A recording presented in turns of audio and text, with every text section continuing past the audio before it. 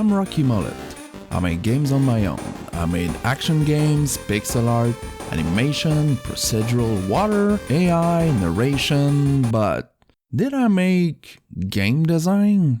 Kind of. I don't know. Maybe? Isn't making games just pew-pews and explosions?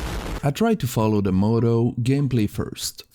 No matter how polished a game is, no matter how good it looks or how nice the music is, if it's boring, you'll stop playing. I feel in my latest games, I focused a lot on things to improve as a solo game dev. Pixel art, animation, narration, planning, efficiency, but I feel I've been kind of winging the game design part.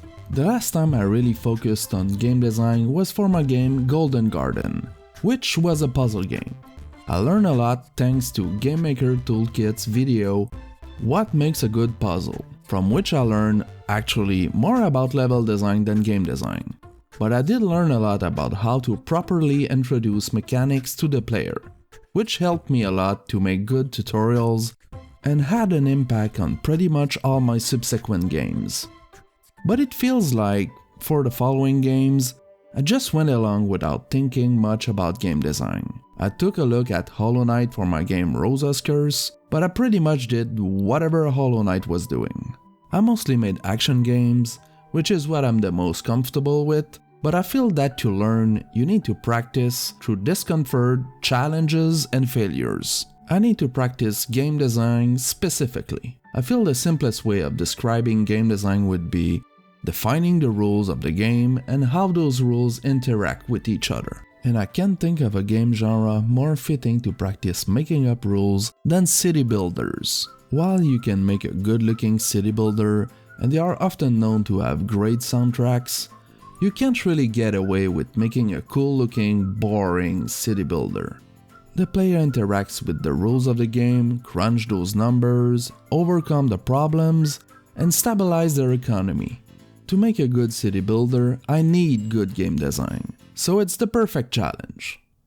I actually wanted to make a city builder in the past, so I looked around on the interwebs to know what smarter people had to say about city builder game design. I didn't find much, but I still found a couple of good points on what makes a good city builder, and was able to group them in 3 main pillars of game design. The first being simple rules, complex context. The basic rules of the game must be easy to learn and understand, but the complexity comes from how they are applied, with maluses and bonuses, changes in the level, in the buildings, numbers going up or down. Second pillar, out of player's control, adapt. You don't want the game to stabilize to the point the player has nothing to do anymore. There need to be unpredictable things like random events, resources running dry, requirements, automated things that don't go like the player expected, forcing the player to adapt. And the final pillar is creativity. Playing one game of the city builder must feel different than the one before. The player needs to feel that it's their doing. Their city is different from another player's city. They must feel proud to say, "Look, that's the thing I made."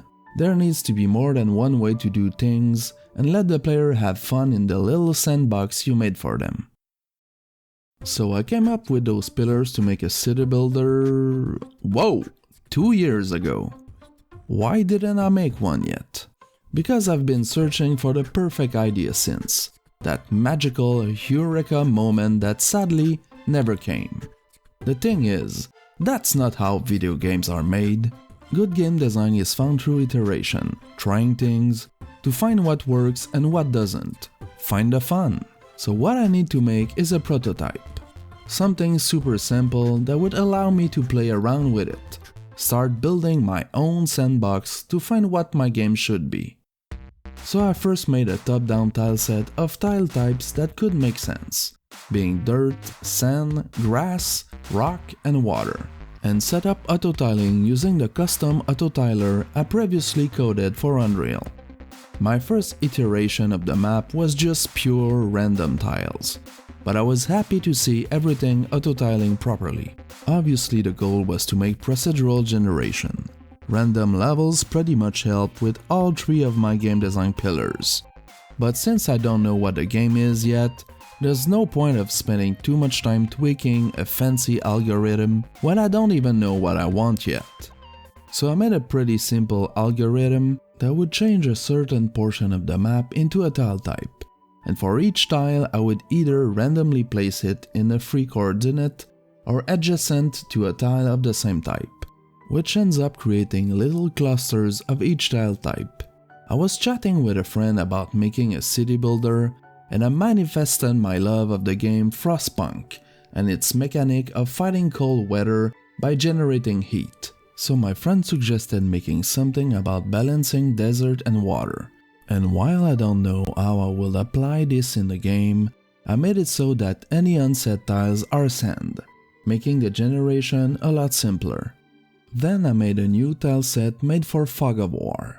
That will be a new auto tile layer in the tile map, at this point only appearing at the edges of the map, which allowed me to constrain the camera within those bounds. I added a hover square icon to be able to select tiles specifically, and like most city builders, I allowed the camera to move by clicking and dragging with the mouse. Since mouse clicks will be part of the majority of the player's interactions, I made custom mouse cursor art that fits more with the pixel art style, and made a placeholder pose menu that I definitely didn't steal from one of my previous games. I still don't know what the game is, but I'm certain it will involve buildings, so I made a generic building that can be selected and placed on a tile. I feel Fog of War really helps to have a sense of discovery and unpredictability to a game, making it more interesting. First I had to figure out the maths to project the circle range onto a 2D grid, so I can have a concept of effect range. Once I figured that out, I made it so that the player starts with just a small portion of the map revealed, having to place buildings to extend the Fog of War, with a little animation.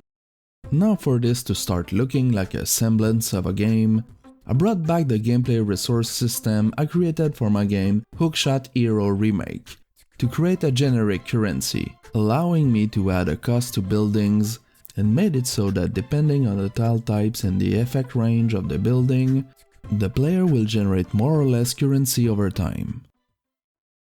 This is the first version that could somehow be called a video game. Of course, it's not especially fun and definitely not balanced. You quickly reach a point where you generate more money that you can spend, and it's where it's obvious that I need to do something about my second game design pillar. But now I have a prototype to play with, a base to try out things, experiment and find the fun. I'm totally open to suggestions. I'd be happy to brainstorm in the comments with you guys. Stick around if you want to see how this game evolves.